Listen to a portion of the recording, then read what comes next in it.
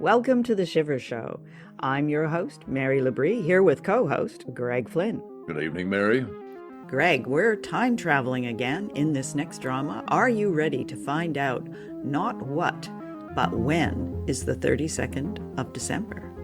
For me, any radio drama involving time travel is a must-listen. I'm intrigued to hear whether tonight's play has characters that get a second chance to make everything in their future life, their current life perhaps, in their future life, current life, tickety-boo. Somehow, I doubt it. All right, I'm already confused. Let's go. Suspense. And the producer of radio's outstanding theater of thrills, the master of mystery and adventure, William N. Robeson. Tampering with time has been an ambition of man since he first realized how inexorably he is time's slave. At this time of the year, although we have even less time on our hands, time is much in our minds. We make a magic ritual of New Year's Eve when we suppose we can flush away all our past impurities and begin afresh at that magic hour of midnight on the 31st of December. But suppose we couldn't. Suppose the 31st of December were not the end. Listen then as Mr. Frank Lovejoy stars in the 32nd of December. And now, the 32nd of December, starring Mr. Frank Lovejoy, a tale well calculated to keep you in suspense.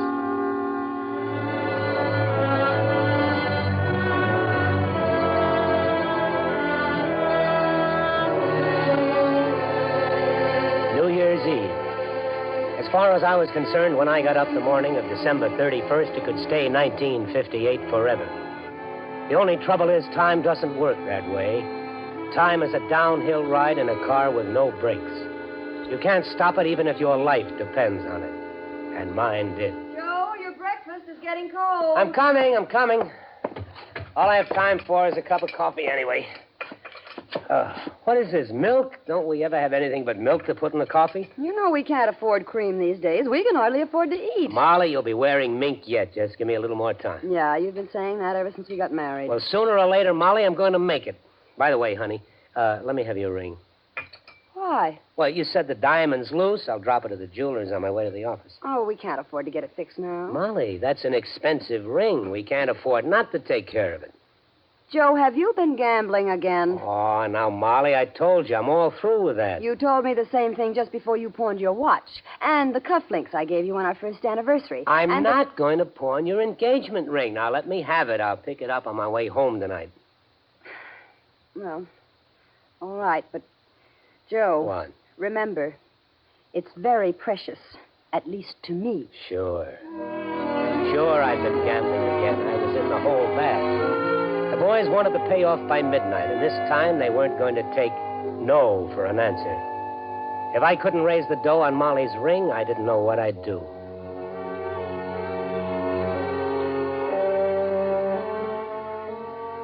The pawn shop was like any other pawn shop, dirty and gloomy, full of junk, with clocks ticking all over the place. One thing caught my eye as soon as I came in. In the front case, a watch, curiously ornate, obviously very old. It sort of glowed in the case. I couldn't take my eyes off it.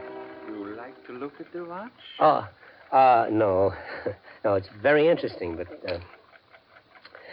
how much can I get on this ring? On this, I can lend you $150. 150? The guy I won it off claimed it was worth more than 1,000. 150? I can probably get 500 for it, easy. Then you would be foolish to accept my offer. That's the best you can do? 150. I'll take it. I will get the money. While I waited, I felt my eyes drawn to the antique watch again. I picked it up. It felt warm in my hand, almost as if it were alive. Its face was covered with all sorts of dials and figures. The date of the month, phase of the moon, even the signs of the zodiac. Some of the dials I couldn't read at all. They were inscribed with strange characters like hieroglyphics or ancient Sanskrit. Suddenly, I felt I had to have that watch. 100, 20, 40, 45, 150. Can you tell me what all these dials mean? I can tell you only that this watch controls many kinds of time.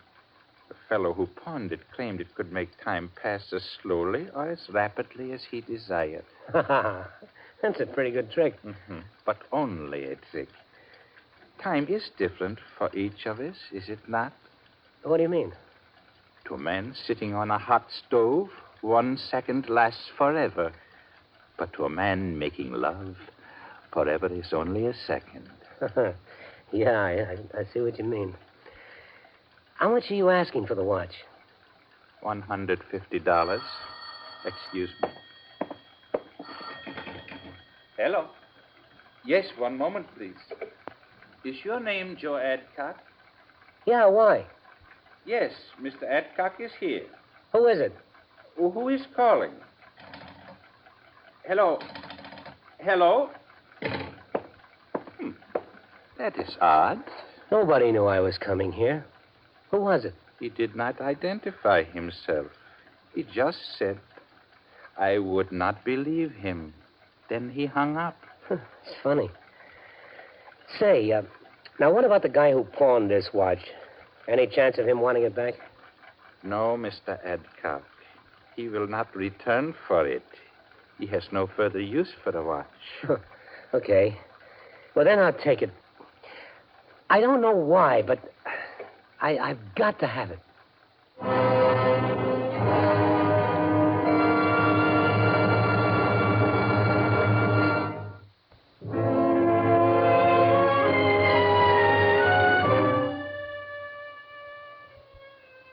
I had no business buying the watch. It was a crazy thing to do. I hadn't walked more than a few steps from the pawn shop when I learned just how crazy. Hold it, Adcock. Well, who are you? Just one of the boys. What do you want? A little talk. Private. In the alley here. But I don't have In the alley. Ow, my arm. You got the grand, Adcock? I got until midnight to get it. Yeah, that's right. The boss just wants me to make sure you don't forget. Like last time. Oh, I won't forget, I promise. I'll be waiting for you at midnight. Right here by the pawn shop. Oh, and one more thing. Oh, what is it? This. Oh, That's just to make sure you don't forget. If you don't show up with the dough, there ain't going to be no New Year for you. You understand? yes, I understand. Good. See you at midnight. I had to get back the 150. Maybe I could make a fast killing at the track with it, or something. I had to get it back. Oh, back so soon, Mr. Adcock? Yes, I made a mistake. We all make mistakes. That is life. Look, I've got to have that money back. Here's your watch. My watch, Mr. Adcock? This is your watch. You bought it. But I don't want it. I want the money. A deal is a deal. But you don't understand. It is you who do not understand, Mr. Adcock. To sell the watch, you must find a buyer. I am not buying. Look, you got to help me. Well, will you take the watch and pawn? Of course. That is my business. How much can I get for it? $5. $5? Just a few minutes ago, I paid $150 for it. It is unfortunate that I do not value it so highly now. $5? No, thanks. $5 wouldn't help me. I had to have money, big money. My only chance now was to try to borrow it. I know you've had an account here for years, Mr. Adcock, and of course we like to do what we can for our regular customers, but unless you have some collateral. Well, what kind of collateral? Oh, stocks, bonds, real estate. If I had that kind of stuff, I wouldn't need the loan. 500? Joe, you're crazy. Hey, bartender, another beer. All right, Harry. Make it a C note. Anything. Yeah, well, what about the C note you borrowed last August? Oh, I'll pay you back. Honest. Yeah, I heard that last August. Oh, Harry, how long have you known me? 10 years, I guess. All right, 10 years. Doesn't that count for anything? For a C note, it don't. Oh, but Harry. No. Not a dime. Not a lousy dime. Only one thing left to do.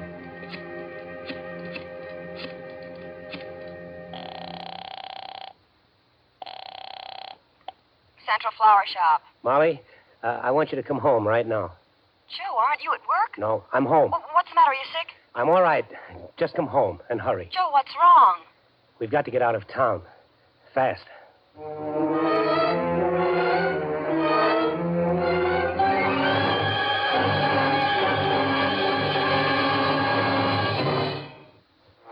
It took only a few minutes to throw everything Molly and I owned into suitcases. I kept looking at the watch, wondering when Molly was going to show up. At the tone signal, the correct time will be 2:30. 2:30? What's keeping her? Well, at least the watch is on time. I wonder when I ought to wind it. Might as well do it right now. If I can figure out which one of these knobs to use. Try this one. What the devil? Where did the sun go? It was shining a minute ago. Now it's snowing. Oh, blasted, I did get the wrong knob. I moved it back to the 28th, so now I've got... Hey, wait a minute.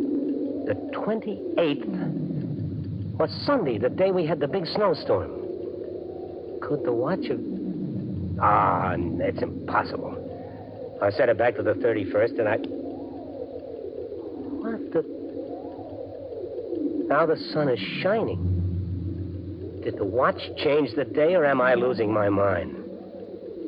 Maybe I could set it again, test it. Let me see. I was in that pawn shop just before 1 o'clock. I set the hour hand back to 12:45. There. Now we'll see.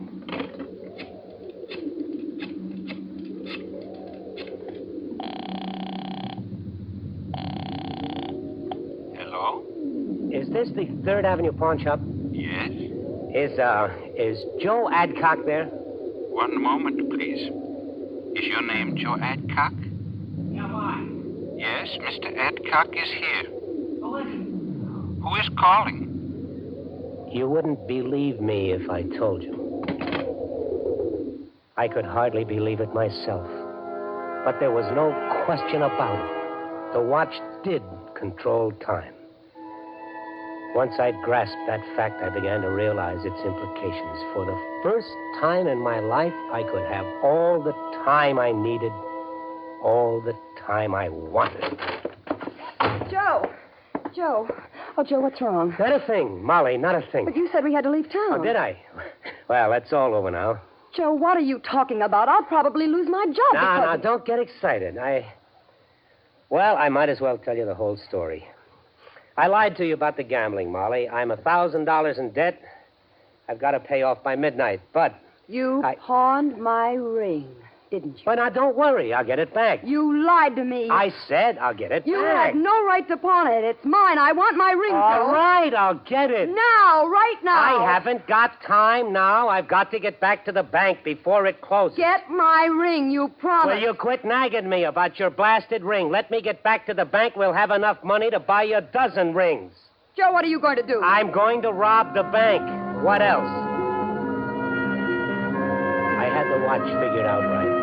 Robbing the bank would be as easy as taking pennies from a blind man. It was 2 minutes to 3 when I walked into the bank and headed for the vault. Oh, hello, Mr. Adcock. Back again, I see. Yeah, I've got to get into my safety deposit box. Certainly. Go right ahead. Good. Nobody else in here. Now, I just turned the watch back to Sunday, the 28th. It worked. I'm locked in the vault, and it's Sunday. Now, let's see where they keep the ready cash. There it is. Stacks of it, and all mine. Well, that's plenty for now. Enough to pay the mob and more. There's always more where this comes from.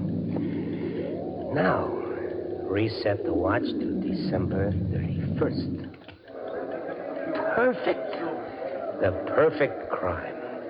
All I have to do is get out of here without letting them see the money. Mr. Adcock, Yes? a happy and prosperous New Year to you, sir. Oh, thanks. Thanks a lot.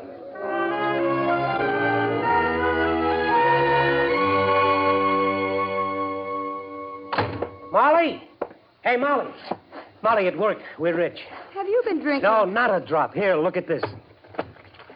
Go on. pick 'em up. They're real. Joe, these are $1,000 bills. Where did you get them? I robbed the bank. Oh, come on, Joe. I always told you I'd make it big someday. Well, today is the day. Now you go out and buy yourself a dress. We're going to celebrate New Year's Eve in style.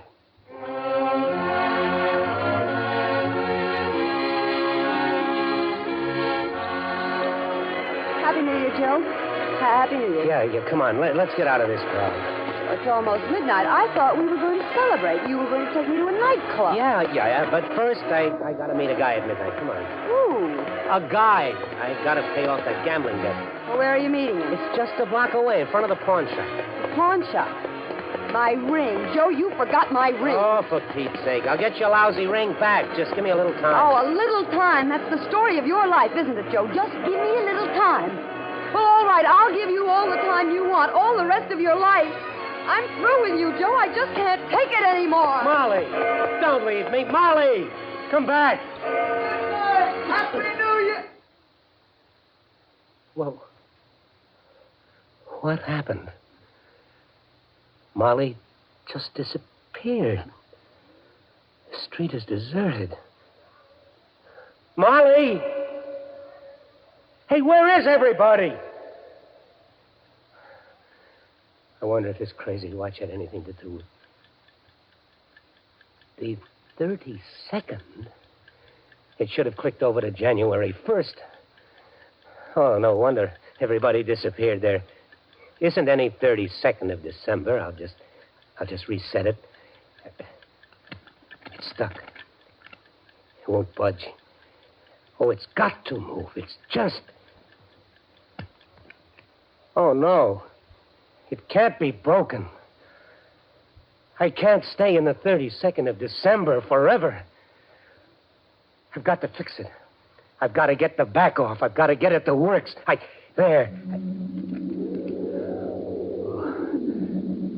But there's nothing inside.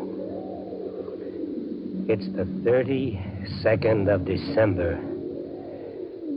And it will always be the 32nd of December.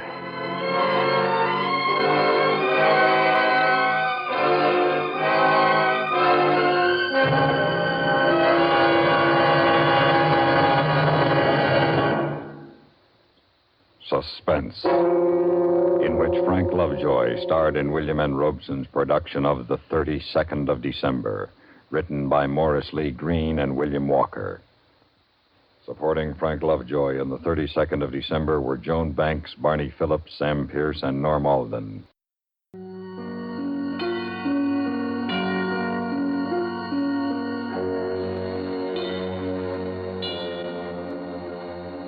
Greg, we've just listened to The 32nd of December on the Suspense series. This is a 1958 broadcast. What did you think? Some things I was confused about.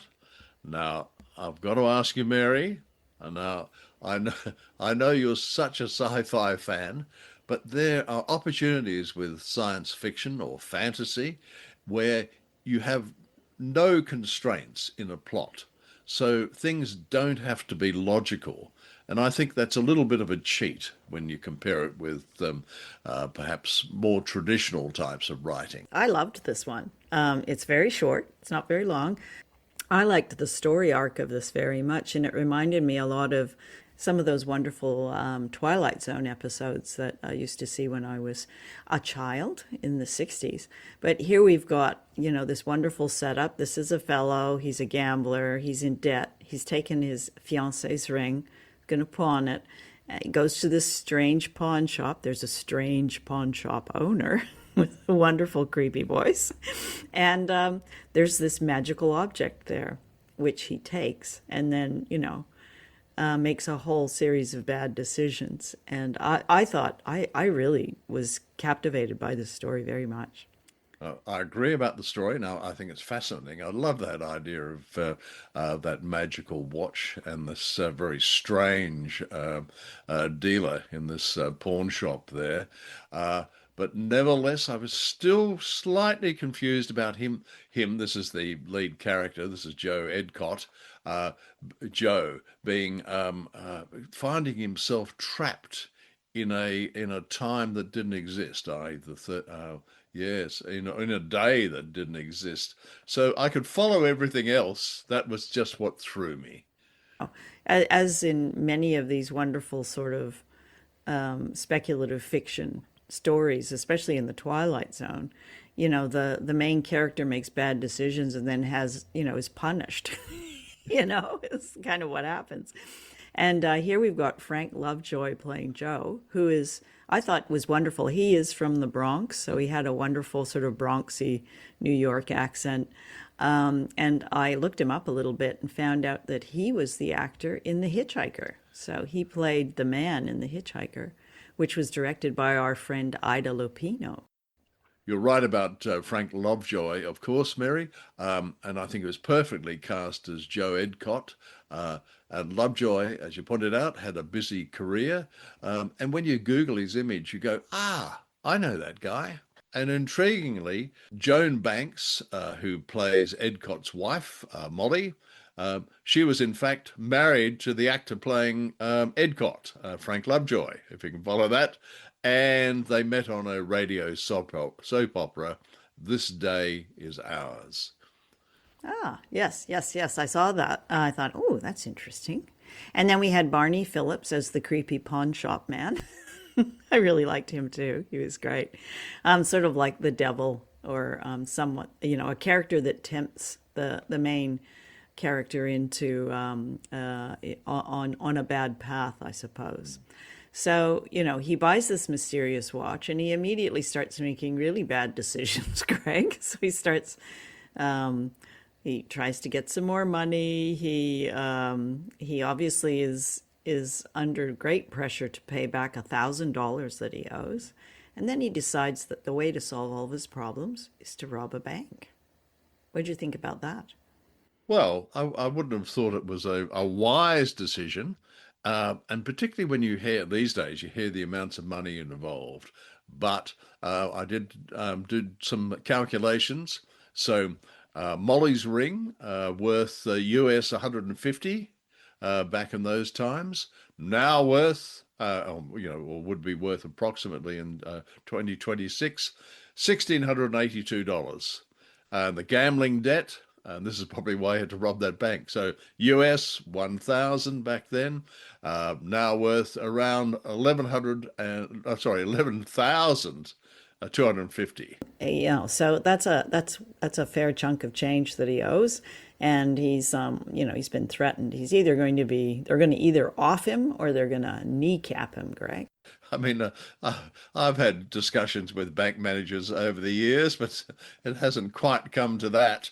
And it was interesting that you mentioned the Twilight Zone, where there was a lot, that television series, and time travel was one of their features. And there was one called No Time Like the Past. And that was a classic episode where the time traveler tries to kill Hitler, but finds preventing the war leads to even worse outcomes. So, and it's not dissimilar to this, that you try and change the past, and it doesn't work out well. So, Greg, any final thoughts on the 32nd of December? If I had a choice of going back to New York in, let's say, the 1950s, when this radio play was broadcast, I'd have no interest in cheating the mob out of $1,000 or a time-bending watch. What I'd be doing is sitting in Birdland Jazz Cafe with a whiskey in hand, listening to Count Basie and Ella Fitzgerald. Much safer, much more fun. Yeah, it seems to me that December the 32nd is a place where people go who've made very bad decisions and just don't want to start their New Year's resolutions yet. Now, that's a profound thought. Good night, Greg. Good night, Mary. That's our show for this week. Thank you for shivering with us. We are a podcast on Spotify, Apple Podcast, and on YouTube. And you can find The Shiver Show and Time Warp Studios on our website, which is timewarpstudios.com.